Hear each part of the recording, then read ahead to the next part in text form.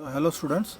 Now we shall look at the fifth compound interest problem, like that is equal payment series present worth amount.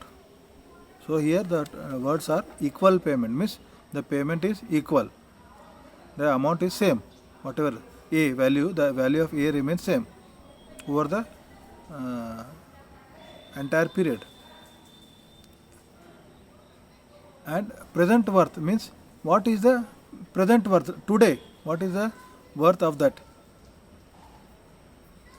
So this I can give one example here. If you suppose you want to when you start your career and you want to retire at some age and want some pension, so what you will do, you will try to invest something so that you can get monthly pension or annually pension for some period of time.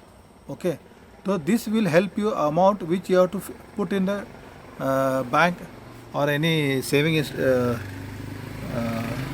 like NBFC, non-banking financial corporations and all, so that you get the annual equivalent payments A. Okay, over a period of time, whatever period you select.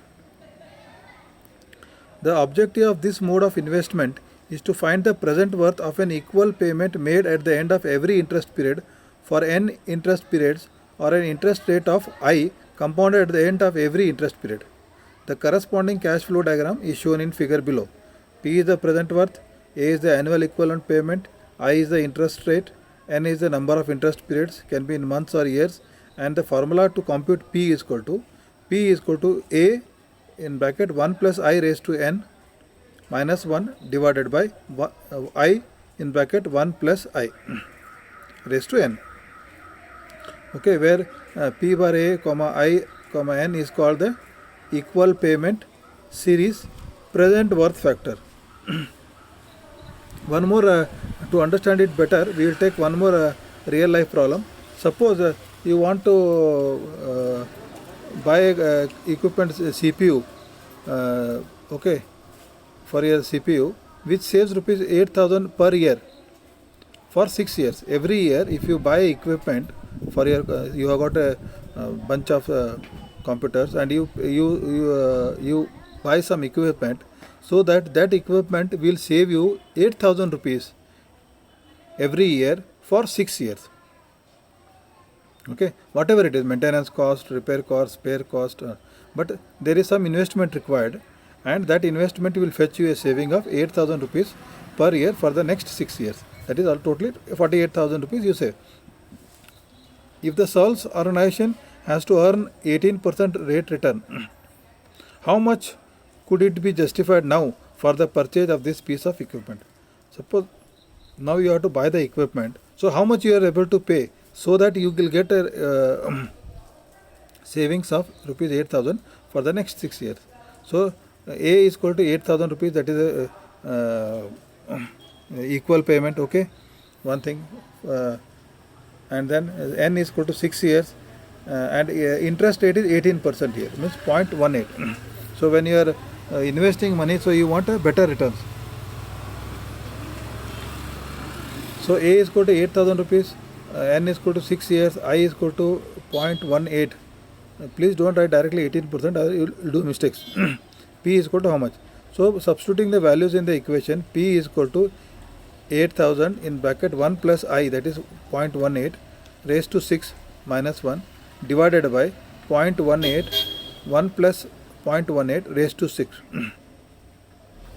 Okay, the formula is P is equal to A in bracket 1 plus I raised to N minus 1 divided by I into bracket 1 plus I bracket close raised to N. So by solving this, you will get the value as see, now the amount is 8,000 only, and that A is 8,000 only, and the factor what you got is 3.4976. So multiplying this A, that is a equal payment series, along with the factor 3.49, you get the amount as 27,980, means suppose 28,000 rupees.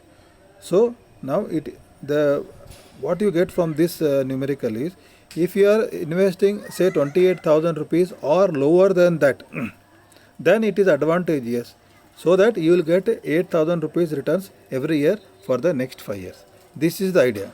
And if the cost of the equipment is more than 28,000 rupees, suppose you have to buy the equipment and it will cost them 30,000 rupees, 35,000 rupees, then it is not economical. So then you should not take up that decision. These things we will see in the next module, where there is a present worth factor.